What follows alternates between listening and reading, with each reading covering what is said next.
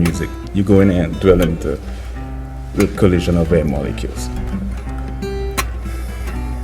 So you're traveling all over the world lecturing on, you know, these... Not lecturing, but mostly writing and working for companies. Writing, okay. So you just get gigs related to knowing a lot about all these subjects and being able to explain them and talk about Being able them. to solve problems. Okay. I have a gift to solve problems. But then when you're not doing that, comedy. Yeah. You have to take psychopathology, power psychology, because you have to take stuff like precognition, premonition, clairvoyance, lucid dream. A number of different power psychological phenomena are augmented, modified, and if you put a very primarily an A chord consists of 440 hertz. Why when you double 440 hertz, you get an octave.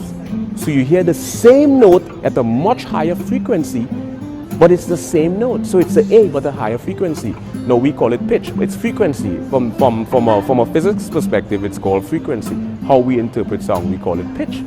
Now why are we have like psycholinguistics, sociolinguistics, and the philosophical aspect of linguistics? We probably don't have Logarithmic, meaning that the human ear interprets sounds in increments. So